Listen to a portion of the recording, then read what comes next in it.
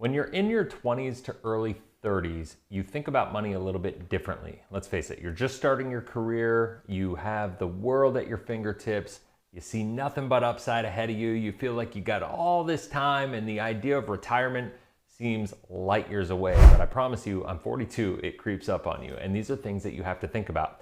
I'm gonna put this series together on what I wish I had known when I was in my 20s and early 30s, things that had I done what I know now, my life would be completely different and would have been completely different literally probably a decade ago.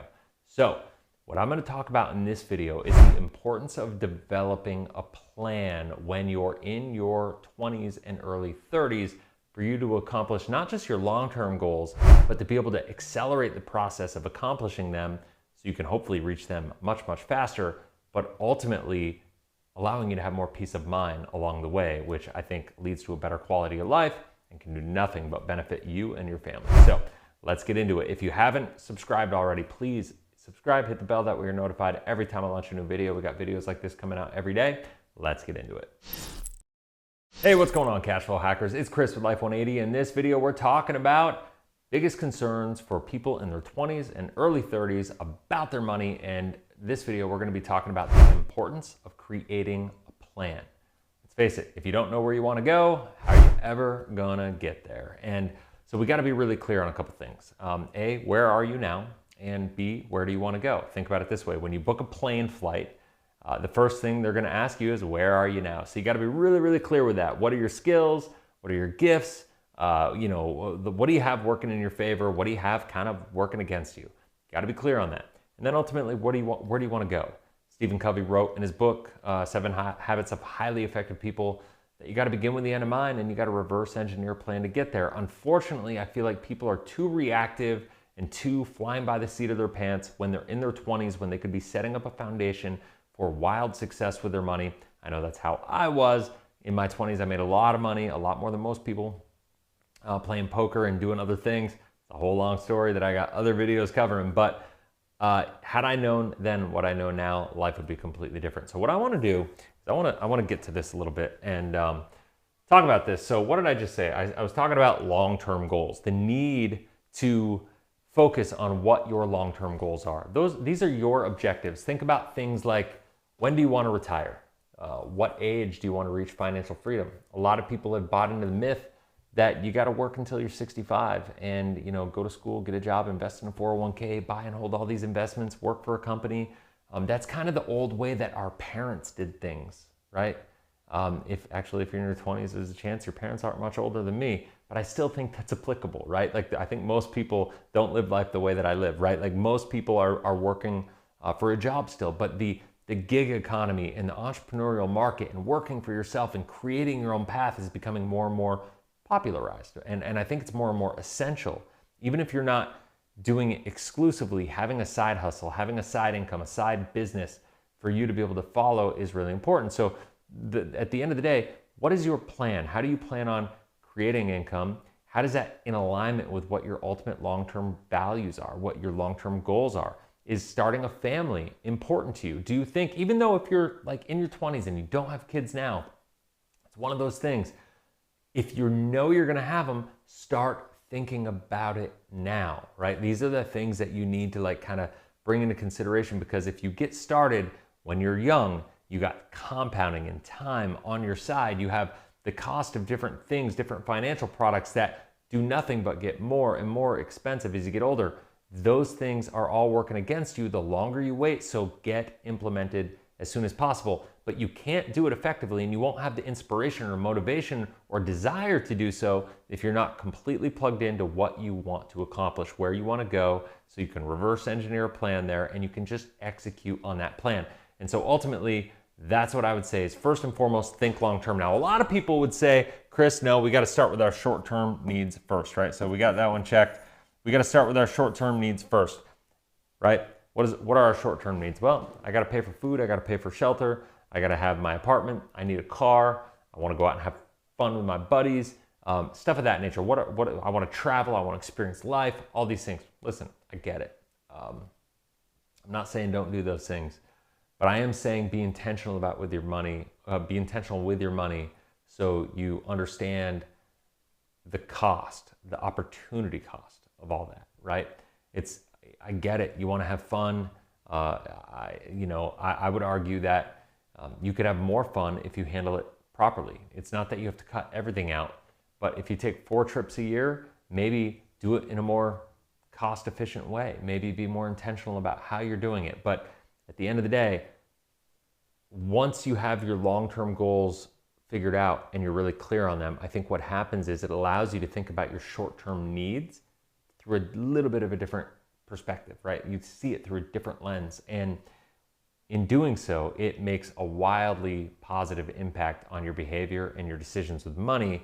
And it honestly, it just levels up your level of maturity when it comes around money, right? And so that's really powerful stuff. And then when we get there, the next step is you want to make sure that you put your money in a place where you avoid landmines.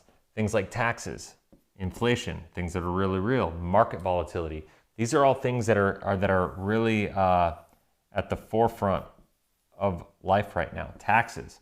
Our government is running deficits and we're in debt like we've never seen before.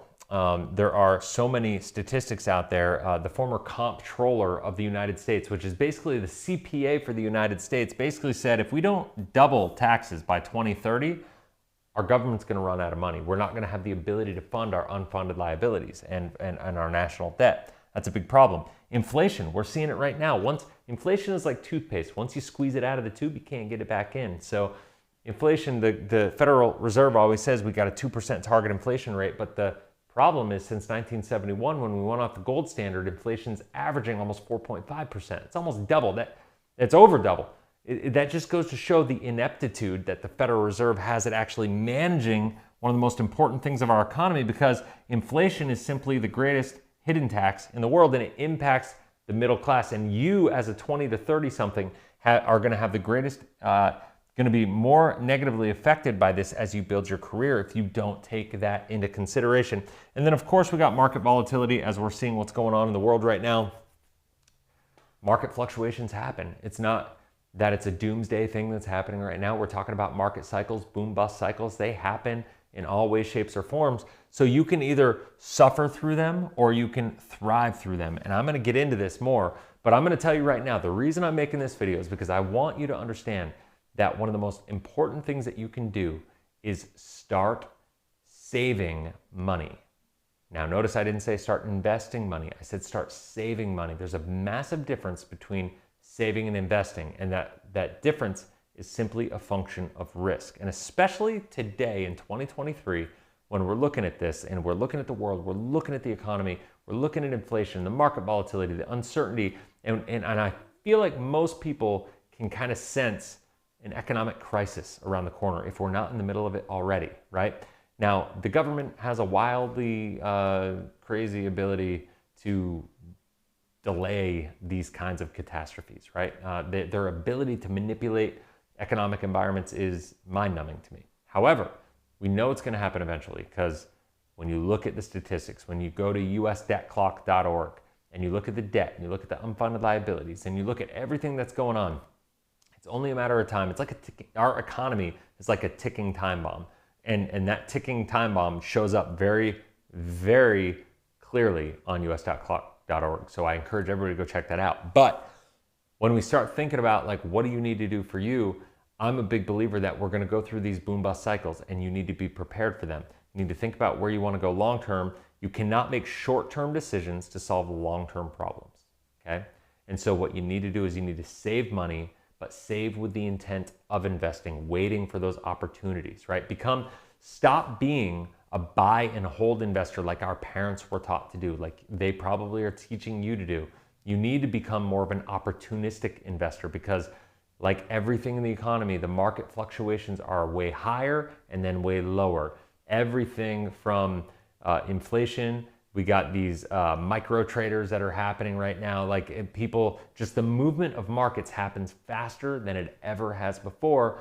And that happens in the real estate market, that happens in the stock market, that happens pretty much every market right now, right? And so your ability to take advantage of downtimes when other people are struggling, when other people are not able to take advantage of it, Think about it this way. If you had an opportunity fund that was guaranteed, that you had access to, when the market went down in 2008, which maybe you're too young to remember that, let's go back to COVID.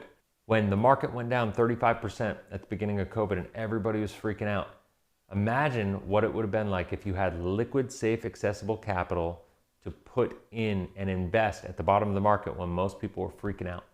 You would have raked it in. That's a reason why some of the most wealthy people in the world doubled their wealth, because they knew where to invest their money at the right times, because they were liquid. They had safe money. You cannot be a solid investor unless you build your financial foundation. And this is what I'm going to end with on this video, and then we'll get into some of these more concepts on the next video in this series.